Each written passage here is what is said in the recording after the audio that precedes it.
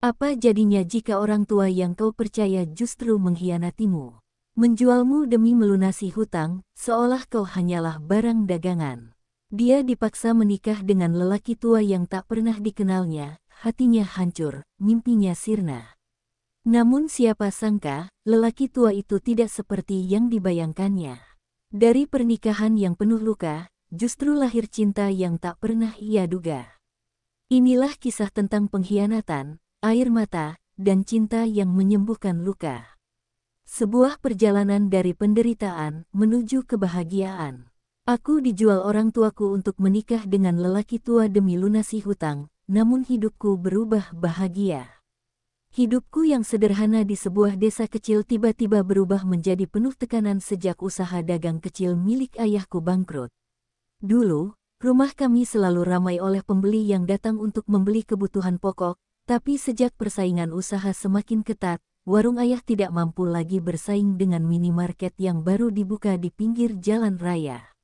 Barang dagangan menumpuk, banyak yang rusak dan tidak laku, sementara hutang pada pemasok semakin menumpuk. Aku sering melihat ayah duduk termenung di depan rumah dengan wajah murung, memegang kepalanya seolah dunia runtuh menimpa dirinya. Ibu, yang biasanya cerewet dan penuh semangat, juga berubah. Ia kini lebih sering terdiam, bahkan mudah tersulut emosi. Setiap kali ada orang yang datang menagih hutang, ia langsung panik dan mencoba mengusir tamu itu dengan alasan ayah tidak ada di rumah. Aku yang menjadi saksi dari semua itu hanya bisa menundukkan kepala, menahan malu dan rasa takut yang bercampur menjadi satu. Malam-malam kami tidak lagi tenang. Aku sering terbangun karena suara pertengkaran ayah dan ibu yang saling menyalahkan. Semua ini salahmu. Kenapa kau terus-terusan berhutang pada rentenir itu? Suara ibu terdengar lantang suatu malam. Aku terjaga dari tidurku, menahan napas sambil menempelkan telinga di pintu kamar. Lalu apa yang harus kulakukan? Anak-anak butuh makan, biaya sekolah juga besar. Kau pikir aku bisa duduk manis tanpa meminjam uang? Balas ayah dengan suara tinggi. Hatiku hancur mendengar keduanya bertengkar, seolah aku menjadi beban yang membuat mereka terjebak dalam jerat hutang. Rentenir itu bukan orang sembarangan. Dia terkenal kejam dan tak segan-segan mengirim anak buahnya untuk mengintimidasi jika ada yang telat membayar. Aku sendiri pernah melihat dua orang berbadan besar datang ke rumah, menendang pintu, dan berteriak memanggil ayah. Aku gemetar ketakutan, sementara ibu bersembunyi di dapur sambil menangis. Rasanya seperti mimpi buruk yang tidak pernah berakhir. Semakin hari, jumlah hutang itu semakin membesar karena bunga yang mencekik. Ayah mencoba mencari pekerjaan tambahan, namun usianya yang sudah tidak muda lagi membuatnya sulit diterima dimanapun. Ibu pun berusaha menjahit untuk tetangga, tetapi hasilnya jauh dari cukup untuk menutup utang yang mencapai ratusan juta. Sementara itu, aku hanya bisa membantu dengan bekerja serabutan, meski penghasilanku tidak seberapa. Suatu malam, aku mendengar pembicaraan yang membuat darahku serasa berhenti mengalir. Ayah berkata dengan suara rendah, "Mungkin kita bisa menikahkan dia dengan seseorang yang mampu menutup hutang-hutang ini." Aku terperanjat. Kau gila, dia masih muda. Bagaimana mungkin kita tega menjual anak sendiri? Suara ibu terdengar sok, tapi ada keraguan di sana. Aku langsung menutup mulutku rapat-rapat agar tidak berteriak. Air mataku mengalir deras, tak percaya orang tuaku tega memikirkan hal seperti itu. Hari-hari setelah itu aku hidup dalam kecemasan. Aku berusaha meyakinkan diriku bahwa itu hanya ucapan putus asa ayah, bukan keputusan sungguhan.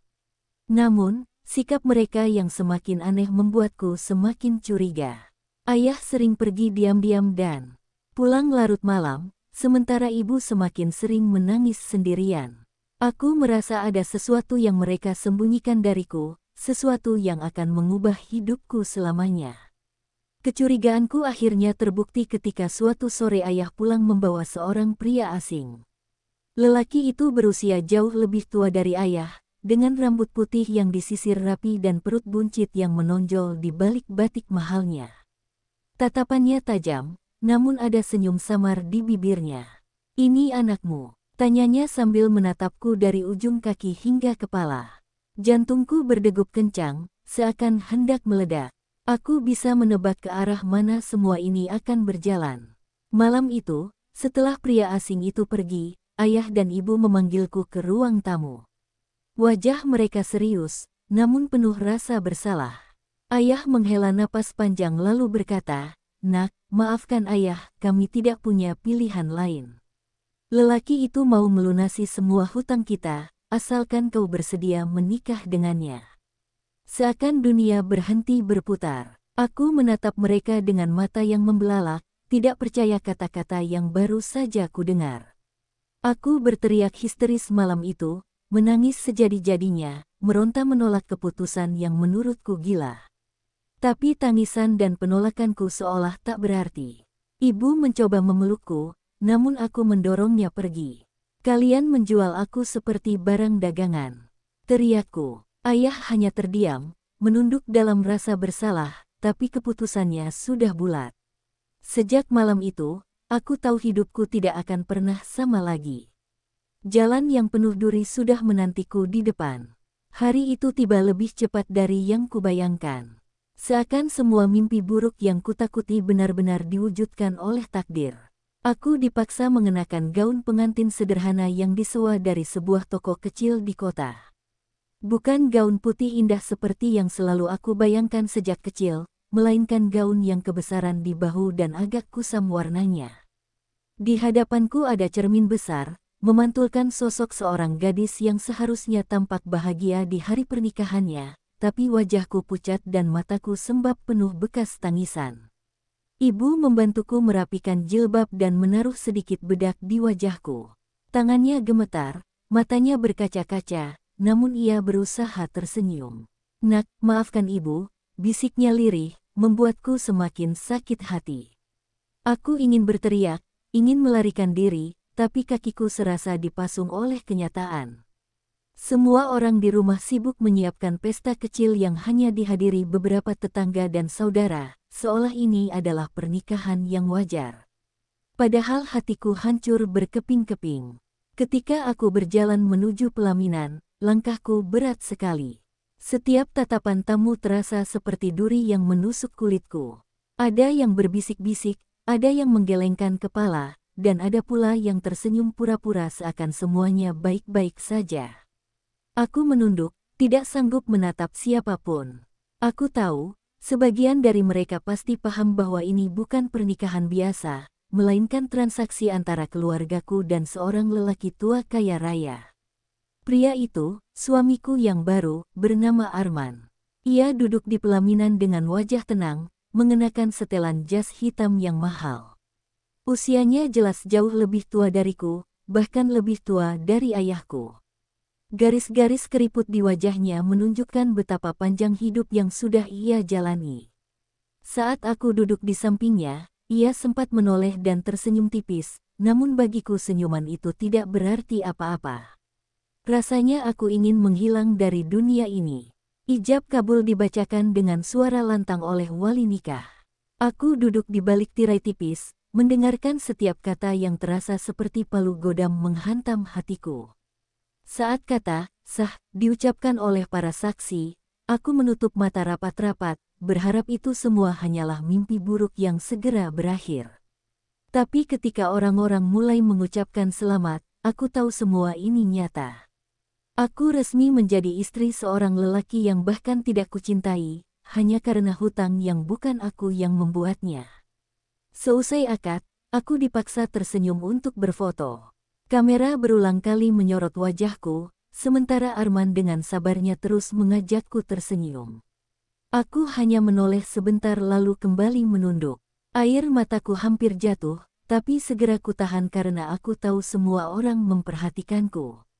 Bunga-bunga yang kugenggam terasa layu, seolah ikut merasakan penderitaanku. Malam harinya, ketika semua tamu sudah pulang, aku masuk ke kamar pengantin dengan perasaan campur aduk. Kamar itu dipenuhi hiasan bunga dan sprei baru berwarna putih. Aku berdiri kaku di tengah ruangan, sementara Arman masuk dengan langkah tenang. Aku mendengar jantungku berdegup kencang, penuh ketakutan tentang apa yang mungkin akan ia lakukan padaku malam itu. Aku menunduk, menunggu dengan pasrah. Namun yang kulihat bukanlah kebengisan atau nafsu seperti yang selalu kupikirkan. Arman hanya duduk di kursi dekat jendela, menyalakan lampu kecil, lalu berkata dengan suara tenang, "Kau tidak perlu takut. Aku tahu pernikahan ini bukan keinginanmu. Aku tidak akan memaksamu malam ini, atau kapanpun kau belum siap." Aku menoleh, kaget mendengar kata-katanya. Ada ketulusan di matanya yang membuatku bingung. Malam itu, aku menangis diam-diam di sudut ranjang. Tangisanku bukan hanya karena kecewa pada orang tuaku, tapi juga karena kebingungan yang semakin menghantuiku.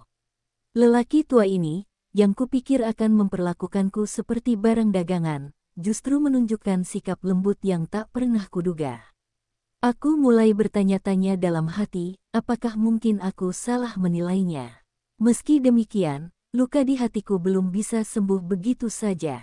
Bagiku, aku tetaplah seorang gadis yang dijual demi melunasi hutang.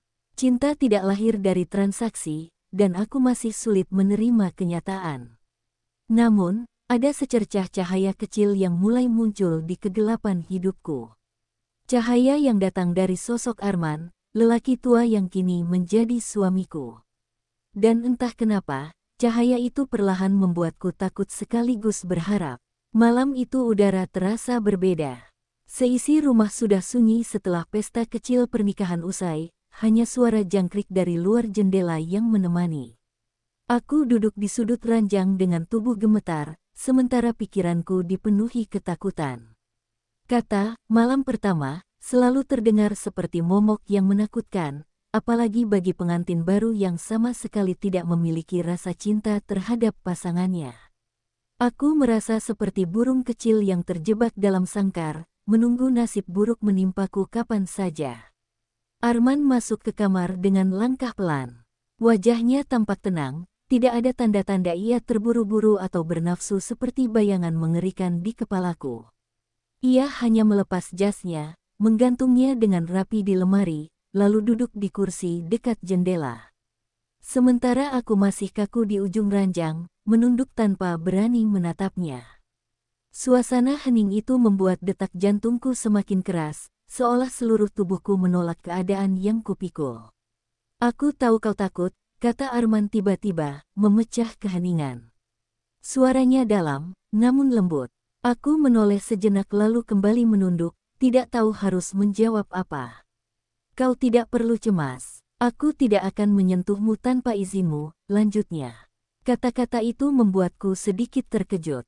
Aku tidak menyangka seorang lelaki yang baru saja membeli diriku dari orang tuaku bisa berbicara dengan penuh pengertian seperti itu. Aku hanya diam, menggenggam ujung selimut dengan tangan yang berkeringat dingin. "Kau mungkin membenciku sekarang," katanya lagi, "tapi aku berharap waktu akan membuatmu melihatku dengan cara yang berbeda. Aku bukan musuhmu, aku hanya seorang pria yang kesepian." Ada kejujuran di matanya yang sekilas kulihat, kejujuran yang membuat hatiku bergetar aneh. Bukankah seharusnya aku membencinya sepenuh hati? Malam itu, ia sama sekali tidak mencoba mendekatiku. Justru ia membaringkan dirinya di sofa kecil di dekat jendela, membiarkanku tidur sendirian di ranjang pengantin yang seharusnya kami bagi berdua. "Tidurlah, kau pasti lelah," katanya sambil mematikan lampu utama, meninggalkan hanya cahaya redup dari lampu meja. Aku menatap punggungnya yang lebar, merasa bingung sekaligus lega. Untuk pertama kalinya sejak pernikahan itu terjadi, aku bisa bernapas sedikit lebih ringan. Namun, meski tubuhku lelah, mataku sulit terpejam. Aku berguling ke kiri dan ke kanan, pikiranku penuh pertanyaan. Kenapa ia begitu sabar? Kenapa ia tidak memperlakukanku seperti barang dagangan? Bukankah ia bisa saja memaksaku malam itu, karena secara hukum aku sudah sah menjadi istrinya? Tapi yang kulihat justru sikap yang membuatku merasa aman. Dan rasa aman itu adalah hal yang sudah lama hilang dari hidupku. Air mataku jatuh tanpa bisa kutahan. Aku menangis pelan, berusaha agar isakanku tidak terdengar. Tapi ternyata Arman mendengarnya. Ia bangun dari sofa, berjalan pelan mendekat, lalu duduk di lantai dekat ranjangku. Kenapa menangis? Tanyanya lembut. Aku langsung menggeleng, menutupi wajah dengan tangan. Aku benci semua ini, jawabku akhirnya dengan suara parau. Aku benci karena hidupku seperti dijual. Arman terdiam lama, seakan mencoba memahami perasaanku. Kau benar, aku tidak bisa menyangkal bahwa pernikahan ini bukan berawal dari cinta. Tapi percayalah, aku tidak pernah berniat membeli seorang istri. Aku hanya ingin ada seseorang yang menemaniku di sisa hidupku, ucapnya pelan. Kata-kata itu seperti pisau yang menusuk hatiku, sekaligus seperti obat yang menenangkan luka. Aku ingin marah, tapi entah mengapa aku juga merasa iba. Malam itu kami berbicara cukup lama. Aku menceritakan sedikit tentang masa laluku, tentang bagaimana aku merasa dikhianati oleh orang tuaku sendiri. Ia mendengarkan dengan penuh perhatian, tanpa memotong pembicaraanku. Sesekali ia mengangguk, sesekali ia menatapku dengan mata yang penuh empati. Anehnya, berbicara dengannya membuat hatiku sedikit lebih ringan, seolah beban yang kupikul tidak sendirian lagi. Akhirnya aku tertidur dengan mata sembab, sementara ia kembali ke sofanya dan membiarkanku beristirahat dengan tenang. Malam pertama yang awalnya kupikir akan menjadi malam paling menakutkan dalam hidupku, ternyata justru menjadi awal dari sebuah perubahan kecil. Perubahan yang membuatku mulai melihat Arman dengan sudut pandang berbeda. Dan dalam hati kecilku, aku bertanya-tanya, mungkinkah lelaki tua ini akan mengubah jalan hidupku yang selama ini terasa gelap? Hari-hari pertamaku sebagai istri Arman terasa canggung. Setiap pagi aku bangun dengan perasaan aneh, masih sulit menerima kenyataan bahwa aku kini tinggal serumah dengan lelaki yang dulu kukira akan menjadi mimpi buruk. Namun, perlahan aku mulai menyadari sesuatu yang berbeda. Arman bukanlah pria kasar seperti bayangan menakutkan yang selama ini menghantuiku. Ia lebih sering terlihat tenang, penuh kesabaran, dan jauh dari sikap menekan. Pagi itu, aku bangun lebih awal dengan niat menyiapkan sarapan. Namun ketika aku keluar dari kamar, meja makan sudah penuh dengan hidangan sederhana, nasi goreng, telur mata sapi, dan teh hangat. Aku tertegun melihatnya. Arman duduk di kursi, tersenyum kecil sambil berkata, "Aku sudah terbiasa memasak sendiri. Kau tidak perlu memaksakan diri." Aku terdiam, lalu menunduk, merasa malu sekaligus terharu. Seorang lelaki tua kaya yang seharusnya bisa menyuruh pembantu, justru memilih memasak sendiri untukku. Hari demi hari, aku mulai melihat sisi lain darinya. Ia selalu menyapaku dengan ramah setiap pagi, menanyakan kabarku, bahkan menawariku untuk ikut dengannya jika ada urusan bisnis di luar. Awalnya aku menolak dengan alasan malu, tapi dalam hati aku mulai bertanya-tanya, kenapa ia begitu sabar menghadapi dinginnya sikapku. Seharusnya ia bisa marah atau menuntut lebih, tapi ia justru memberiku ruang untuk bernapas. Suatu sore, aku duduk di teras rumah sambil melamun. Angin sepoi-sepoi berhembus, membawa pikiranku jauh ke masa lalu, ketika aku masih bisa bermimpi tentang pernikahan yang bahagia dengan lelaki sebaya yang kucintai. Tiba-tiba Arman datang membawa 2 gelas jus jeruk. Ia meletakkannya di meja kecil di depanku, lalu duduk di kursi sebelahku tanpa berkata apa-apa. Diam-diam aku meliriknya, mencoba membaca ekspresinya. Ia hanya menatap langit senja, seolah menikmati keindahan yang sederhana. Entah kenapa, kehadirannya saat itu terasa menenangkan. Aku mulai memperhatikan kebiasaannya. Ia bukan tipe lelaki yang suka pesta atau keramaian, justru lebih senang membaca buku atau menulis catatan di ruang kerjanya. Sesekali ia mengajakku berbincang tentang hal-hal ringan, seperti tanaman di halaman atau makanan favoritku. Percakapan sederhana itu, yang dulu kuanggap remeh, lama-lama menjadi momen yang kutunggu. Aku merasa seperti sedang mengenal seseorang yang benar-benar berbeda dari prasangkaku. Suatu hari aku memberanikan diri untuk bertanya, "Kenapa kau begitu baik padaku, padahal aku jelas-jelas tidak menyukaimu?" Arman tersenyum kecil, lalu menjawab dengan tenang, karena aku tahu rasanya dipaksa menjalani sesuatu yang tidak diinginkan. Aku tidak ingin menambah lukamu. Jawaban itu membuat dadaku sesak. Ada kehangatan sekaligus rasa bersalah, karena selama ini aku hanya melihatnya sebagai monster yang membeli kebebasanku. Perlahan, aku mulai merasa nyaman berada di dekatnya. Malam-malamku yang dulu penuh tangis kini mulai berubah menjadi malam yang lebih tenang. Kadang aku mendengar Arman mendengkur pelan di sofa, karena ia tetap memilih tidur di sana agar aku merasa leluasa di ranjang. Sikapnya yang penuh pengertian itu tanpa sadar meluluhkan hatiku. Aku mulai berpikir, mungkinkah ada kebahagiaan di balik pernikahan yang dipaksakan ini? Aku juga melihat sisi lain dari hidupnya. Di balik wibawanya sebagai pengusaha, ternyata ia adalah lelaki yang sepi. Istrinya sudah lama meninggal, sementara anak-anaknya tinggal di luar negeri dan jarang pulang.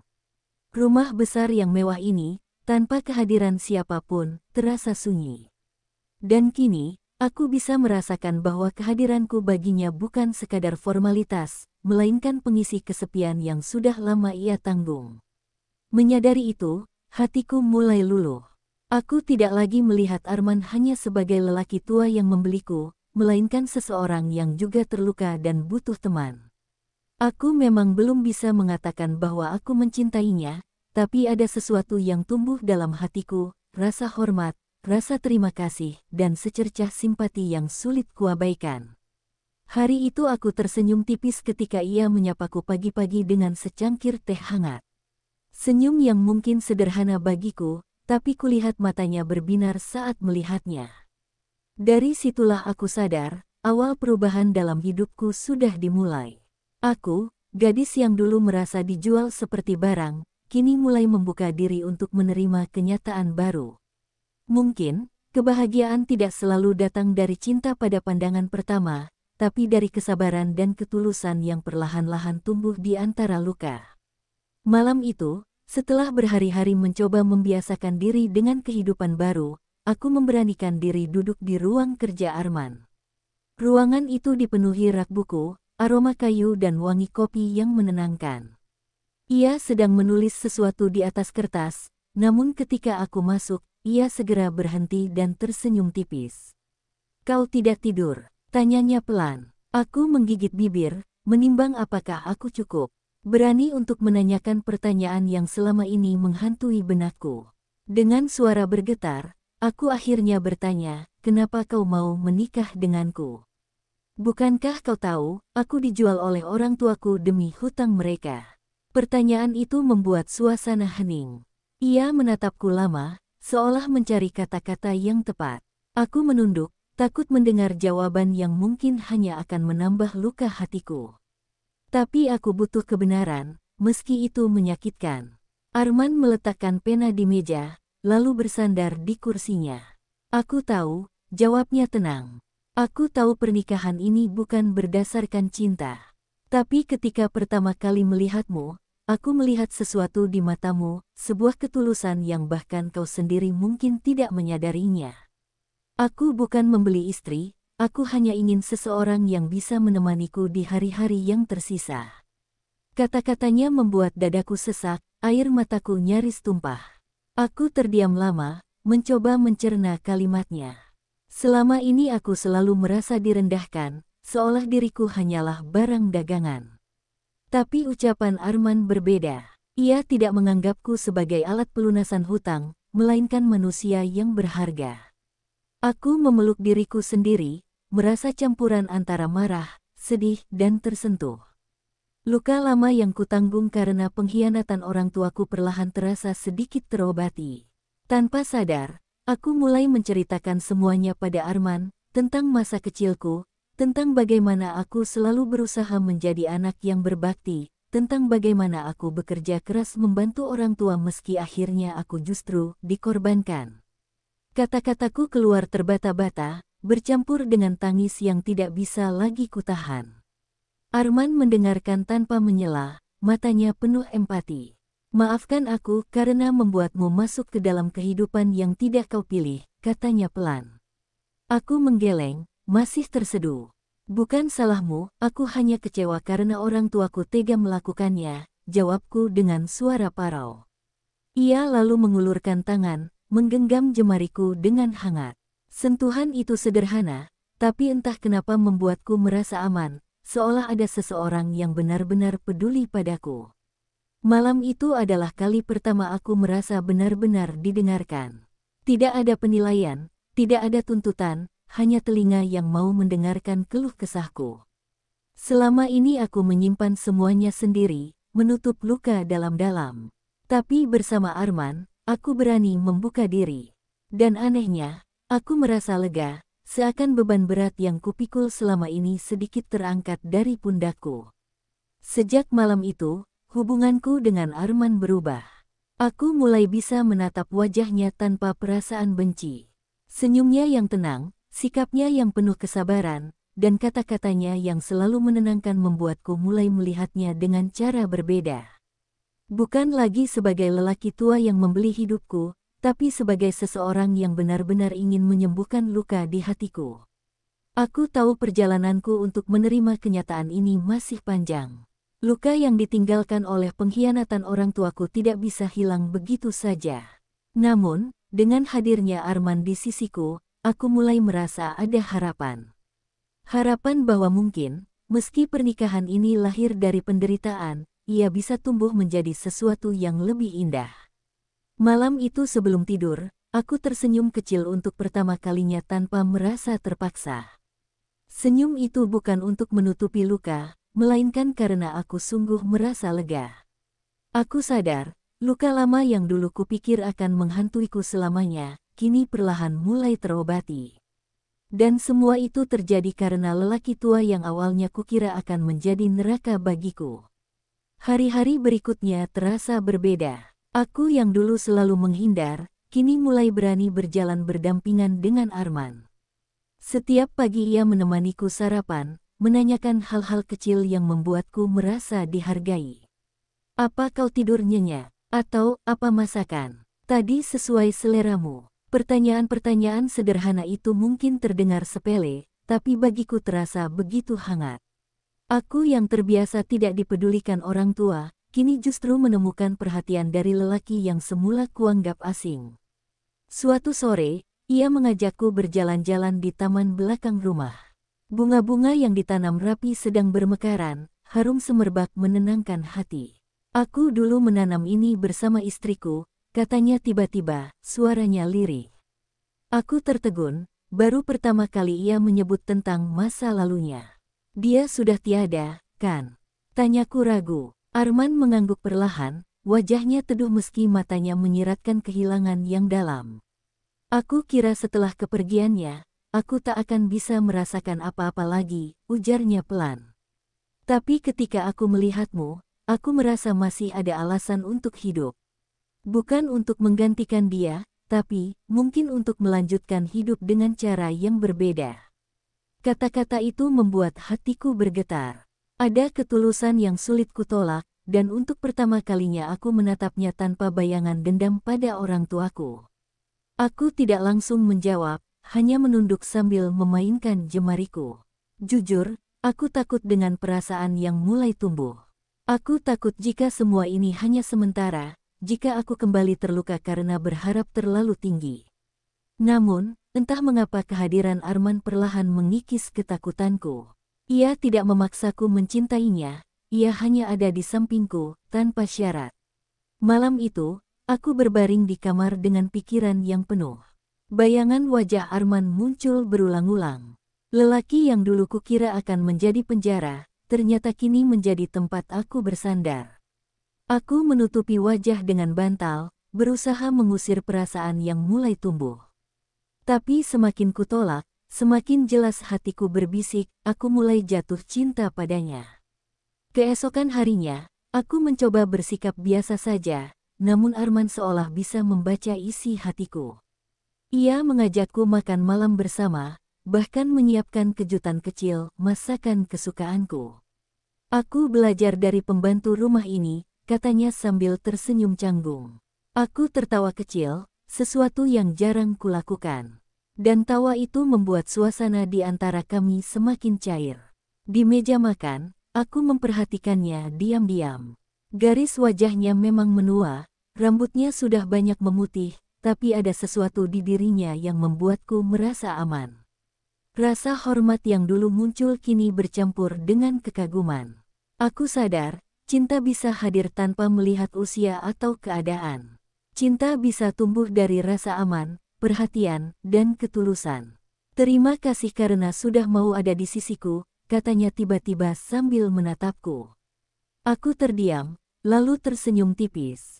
Seharusnya aku yang berterima kasih, karena kau sudah memperlakukanku sebagai manusia, bukan barang tebusan. Ucapanku membuat matanya berkaca-kaca, dan tanpa sadar, ia menggenggam tanganku di atas meja.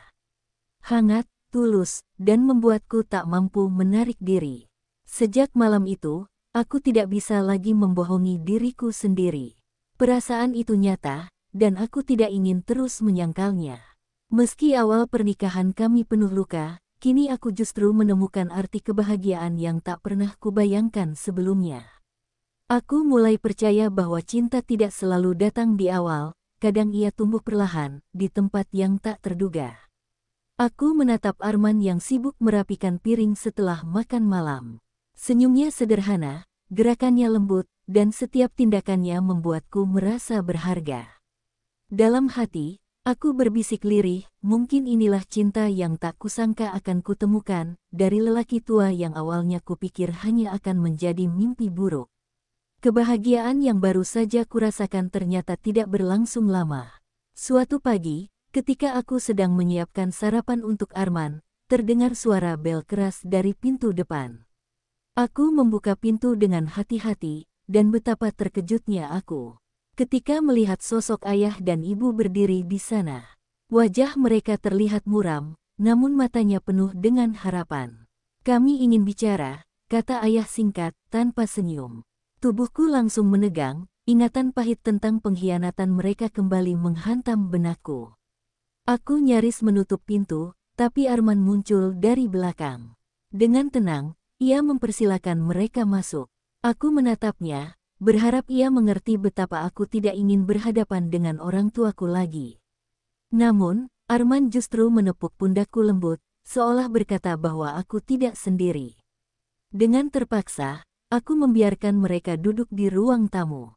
Suasana menjadi hening dan penuh ketegangan. "Anakku, maafkan kami," kata ibu lirih, suaranya bergetar.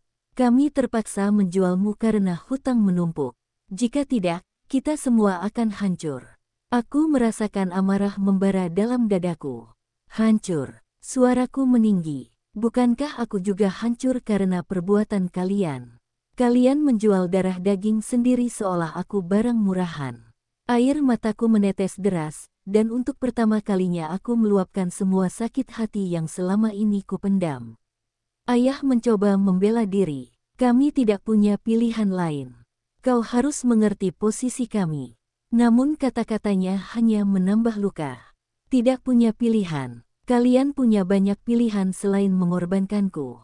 Kalian bisa bekerja keras, mencari jalan keluar, bukannya menjual masa depan anak kalian sendiri." Aku menatap mereka dengan tatapan penuh kecewa, dan suasana semakin panas. Arman yang sejak tadi diam akhirnya angkat bicara. "Cukup," ucapnya tegas. Suaranya berat, namun penuh wibawa, membuat ruang tamu mendadak sunyi. Ia menatap orang tuaku dengan sorot mata dingin. "Kalian mungkin punya alasan, tapi apa yang kalian lakukan tetap salah. Dia bukan barang dagangan, dia seorang wanita yang berharga. Dan mulai sekarang, kalian tidak bisa seenaknya masuk ke hidupnya lagi." Kata-katanya membuat dadaku hangat, seolah ada benteng besar yang melindungiku. Ibu mulai menangis, memohon ampun, sementara ayah terlihat menahan amarah. "Kami hanya ingin dia membantu melunasi sisa hutang," ujarnya belak-belakan. Aku terbelalak, hatiku seperti ditusuk ribuan jarum. Jadi, mereka datang bukan benar-benar menyesal, melainkan masih ingin memanfaatkan aku. Rasa benci yang sempat mereda kini kembali menyala, membakar seluruh harapanku terhadap kasih sayang orang tua. Arman berdiri tegak, menatap mereka dengan tatapan tajam. Cukup, aku tidak akan membiarkan kalian menyentuh hidupnya lagi. Pergi dari rumahku sebelum aku benar-benar marah. Suaranya penuh kuasa, membuat ayah terdiam dan ibu semakin terisak. Aku duduk di sofa, tubuhku bergetar, antara marah, sedih, dan lega karena ada yang akhirnya membelaku. Setelah mereka pergi, aku menutup wajah dengan kedua tanganku, menangis tanpa henti. Kenapa mereka tega padaku, Arman? Aku anak mereka, tapi kenapa aku selalu jadi korban? Suaraku pecah di sela isak tangis. Arman mendekat, memelukku erat. Karena mereka buta oleh keserakahan. Tapi kau tidak sendiri lagi. Aku ada di sini, dan aku tidak akan pernah membiarkanmu terluka lagi. Kata-katanya menenangkan, membuatku merasa ada rumah yang sesungguhnya dalam pelukannya. Malam itu, aku tidak bisa tidur. Aku terus memikirkan bagaimana orang tuaku bisa begitu tega. Namun, di sisi lain, aku juga menyadari betapa berharganya Arman bagiku. Ia tidak hanya menjadi suami, tetapi juga pelindung, sahabat, dan penyembuh luka. Rasa cintaku padanya semakin kuat, meski aku tahu, kebahagiaan kami tidak akan mudah. Orang tuaku mungkin akan terus kembali, mencari celah untuk memanfaatkanku. Aku menatap Arman yang tertidur di sampingku, wajahnya tenang meski beban hidupnya tak kalah berat. Dalam hati, aku bertekad, aku tidak akan pernah lagi membiarkan siapapun merusak kebahagiaan yang baru saja kutemukan. Aku akan melindungi pernikahan ini, sama seperti Arman melindungiku. Meski ujian datang, aku ingin percaya bahwa cinta yang tak kusangka ini cukup kuat untuk melawan segalanya. Pagi itu, cahaya matahari menembus jendela kamarku, hangatnya terasa berbeda dari biasanya. Aku terbangun dengan hati yang lebih tenang, meski semalam penuh tangis dan kegelisahan. Arman sudah bangun lebih dulu, duduk di kursi dengan segelas kopi di tangannya. Ia menatapku sambil tersenyum lembut, seolah ingin mengatakan bahwa semuanya akan baik-baik saja. Senyum itu memberiku kekuatan baru untuk memulai hari dengan lebih berani. Beberapa hari setelah kejadian dengan orang tuaku, hidup kami berjalan lebih damai. Arman mengajakku keluar rumah, sekadar berjalan-jalan ke desa atau pasar kecil. Aku melihat bagaimana ia dihormati banyak orang karena kebaikan hatinya. Pak Arman selalu membantu kami, kata seorang pedagang sayur sambil tersenyum padaku. Mendengar itu, hatiku semakin yakin bahwa aku tidak salah membuka diri untuknya. Suatu sore, ketika kami duduk bersama di taman, Arman berkata pelan, aku tidak tahu berapa lama lagi aku bisa menemaniku, usiaku sudah jauh lebih tua darimu. Tapi aku ingin kau tahu satu hal, aku ingin membuatmu bahagia selama aku masih hidup.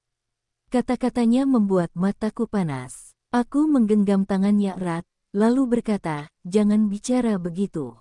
Selama kau bersamaku, aku sudah bahagia. Itu cukup bagiku. Hari-hari yang dulu terasa hampa kini penuh dengan makna. Aku mulai menemukan jati diriku kembali, bukan lagi sebagai anak yang dijual oleh orang tua, tapi sebagai istri yang dihargai dan dicintai.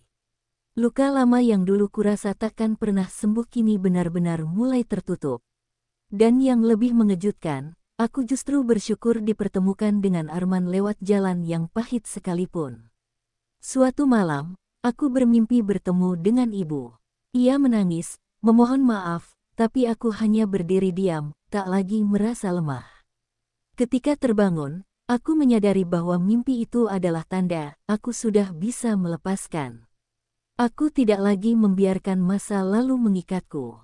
Aku ingin melangkah maju, bersama Arman, menuju masa depan yang mungkin tak sempurna, tapi penuh ketulusan. Arman tampaknya merasakan perubahan dalam diriku. Ia sering berkata, matamu kini lebih bercahaya. Aku hanya tersenyum, tapi dalam hati aku tahu, cahaya itu lahir dari cintanya. Aku tidak lagi merasa sendirian. Aku tidak lagi merasa terbuang. Aku merasa dicintai dengan cara yang paling tulus. Aku mulai memiliki harapan baru, bukan hanya untuk diriku sendiri, tetapi juga untuk pernikahan kami. Aku ingin belajar mencintainya tanpa ragu, ingin menemaninya di sisa hidupnya, dan ingin membalas semua kebaikan yang ia berikan padaku. Aku sadar, mungkin aku takkan pernah bisa sepenuhnya melupakan luka masa lalu, tapi aku bisa mengubahnya menjadi kekuatan untuk mencintai lebih dalam. Suatu sore, ketika matahari tenggelam, Arman merangkulku erat dan berkata, "Terima kasih sudah memberi arti baru dalam hidupku." Aku menatapnya, lalu menjawab, "Justru aku yang berterima kasih, karena kau mengajarkanku arti cinta yang sebenarnya." Kami saling tersenyum, dan untuk pertama kalinya aku merasa benar-benar utuh, seolah Tuhan memang menuliskan takdir ini agar aku bisa menemukan cinta sejati lewat jalan yang tidak pernah kuduga. Aku menatap langit senja dengan hati yang penuh syukur. Jika dulu aku merasa hidupku berakhir saat dijual oleh orang tuaku, kini aku tahu itu justru awal dari kisah baru yang lebih indah. Aku belajar bahwa kebahagiaan tidak selalu datang dari jalan yang lurus, kadang ia hadir dari luka yang dalam. Dan ketika luka itu sembuh, kebahagiaan terasa jauh lebih berarti. Di samping Arman, aku akhirnya menemukan rumah yang sesungguhnya, bukan rumah dari dinding dan atap, melainkan rumah dari hati yang saling menerima. Aku tidak lagi merasa sebagai korban. Aku adalah wanita yang dicintai dengan sepenuh jiwa. Inilah harapan baruku, menjalani hidup bersama lelaki yang dulu kukira hanya akan menjadi beban, tetapi ternyata dialah yang mengubah luka menjadi cinta. Dari seorang gadis yang dijual demi hutang, menjadi seorang istri yang akhirnya menemukan arti cinta sejati. Terkadang, hidup membawa kita melewati jalan yang penuh luka, hanya untuk mempertemukan kita dengan kebahagiaan yang tak pernah kita sangka. Dia bukan lagi korban, melainkan wanita yang dicintai sepenuh hati. Dari pengkhianatan, lahirlah kekuatan. Dari air mata, tumbuhlah cinta. Inilah kisah tentang luka yang berubah menjadi cinta, dan cinta yang melahirkan harapan baru. Terima kasih sudah menonton. Jangan lupa like, share, dan subscribe untuk kisah penuh makna lainnya.